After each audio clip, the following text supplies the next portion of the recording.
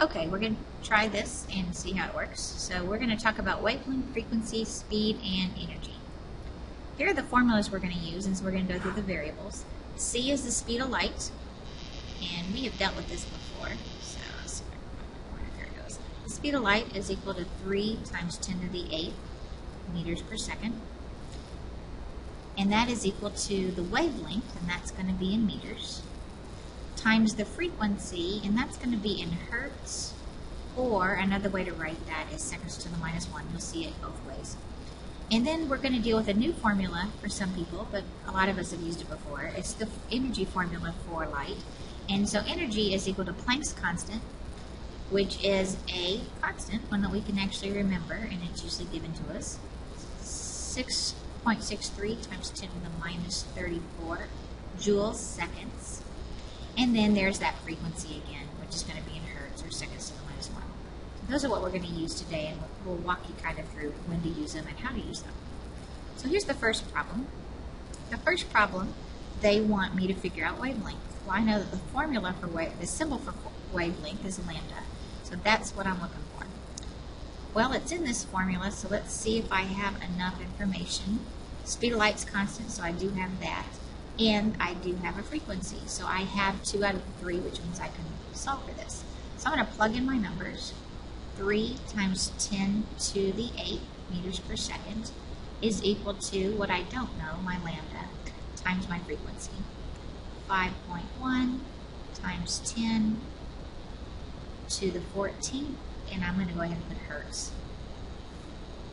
I want to isolate my lambda, so I'm going to divide my speed of light by my frequency,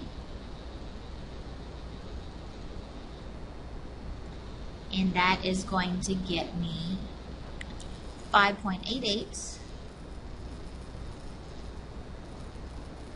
times 10 to the negative 7, and because it's going to be a wavelength, it's going to be in meters. So that is my first answer. So that's pretty straightforward.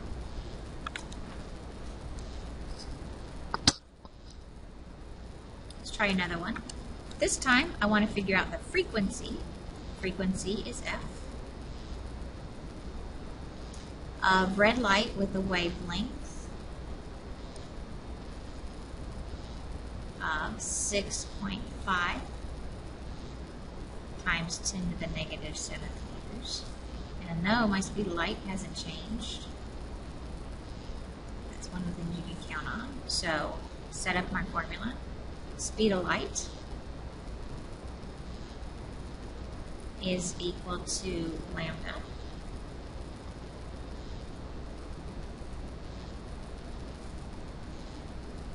times the frequency, which I don't know. So when I rearrange my formula, trouble writing, it's going to be the speed of light still going to be on top. I don't know what I'm doing, but I'm doing something wrong. So there's my 8th, sorta. 6.5 times 10 to the minus 7. And then that answer is going to be 4.62 times 10 to the 14th. And seconds to the minus 1, another way to write hertz. Okay, so that's real straightforward. So plug in what you know, solve for what you don't know. So now we need to think about some relationships, and maybe we can make these relationships apply to light and wavelengths and frequency. So if I shave my face more, so that means I must be doing it quite often, so we're going to use an arrow, then my beard, the shorter my beard is, and so that's going to be, I do this more and that gets shorter. I do this more and that gets shorter. So since they're going in opposite directions, that is considered an inverse relation, so they're inversely proportional. Makes sense. The more I lift weights, so here I'm increasing what I'm doing, and then I get stronger. So they're both going up. And so that is an example of a direct relationship. So they're directly related. Okay, so let's try again. So the longer the wavelength, okay, so my wavelengths are getting longer, but I'm getting a slower frequency, not as big. So one went up and one went down. We said that before. That is an inverse relationship. Okay? So we just have to think about what's going on, and if we use our arrows, it really does simplify it for us. So here's a picture of the electromagnetic spectrum. Gives you a couple things to think about.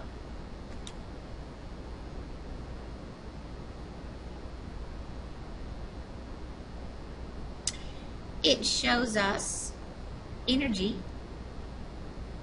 as it increases. So short wavelengths. So here is short wavelength. So wavelengths are short, and we have high energy. And here we have long wavelengths. So we have long wavelengths, and we have low energy. Okay? So that must be an inverse relationship. Okay. Another thing we need to notice is that the light on this, the part that we can see, called visible spectrum, is really a very small amount of space. So here I'm going to fill it in.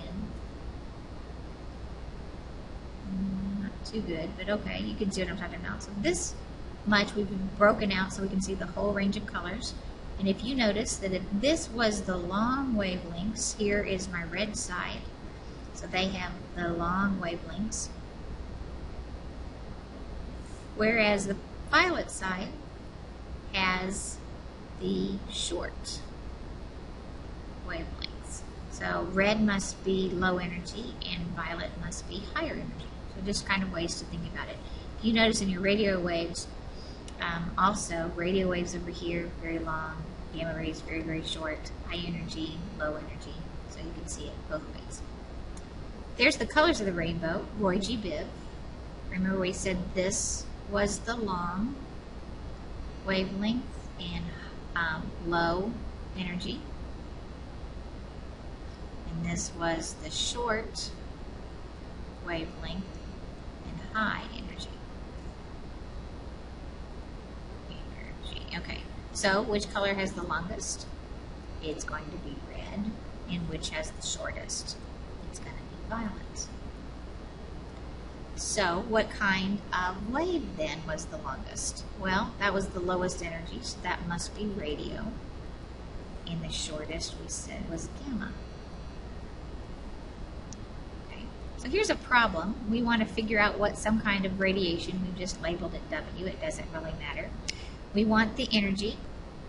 Well, the formula that comes to mind is Planck's constants times the frequency, but they didn't give me the frequency. They gave me a wavelength.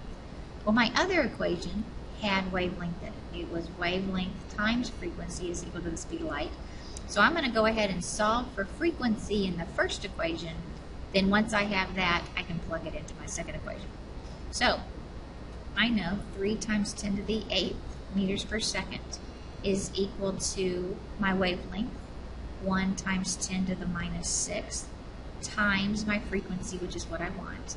So frequency is going to be equal to 3 times 10 to the 14th, and that's my hertz, which remember is seconds to the minus 1. So now I'm going to plug it in over here because I'm looking for my energy. I know my Planck's constant, 6.63 times 10 to the minus 34 joule seconds, and I'm going to put this number in right next to it. And that is going to be the 3 times 10 to the 14th, and I'm going to go ahead and put it seconds to the minus 1. Well, if I have seconds here, minus 1 means it's on the bottom. Here it was on the top, so those cancel out. My answer is going to be in joules, which makes sense. So my answer, when I put this into my calculator, is 1.99 times 10 to the negative 19th, and then the unit was joules. And so that's how you solve it. That's just a 2-step question. Let's try another one, another energy question. So I'm going to start with the formula I ultimately want to use. Okay, well, they have asked for energy, so I know the Planck's constant doesn't change, so I'm going to go ahead and use that. And they gave me the frequency this time, so I don't have to do anything else except just plug in my numbers. There's my seconds to the -1. Seconds is going to go away. So when I plug those numbers in, I'm going to get 4.97 times 10 to the -19 joules as well. These are both energy problems, so joules would be expected. Okay, so let's make sure we can apply all this information and make sure we understand it. So the higher the frequency, okay, so I'm thinking high frequency, I'm thinking about violet light or maybe even gamma radiation. So they have a high frequency, and I know that those have high energy, which is going to make it a direct relationship. Okay, so now higher, and I'm going to replace that with longer because that's really what it means. So the longer the wavelength, and I remember long wavelength, well, that's over there with the radio waves, and now that's very low energy.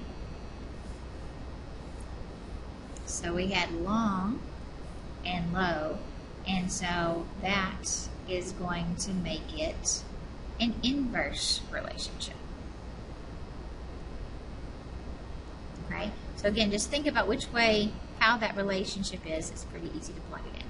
So, as a review, the color with the most energy is going to be, so this color, so this is going to be violet.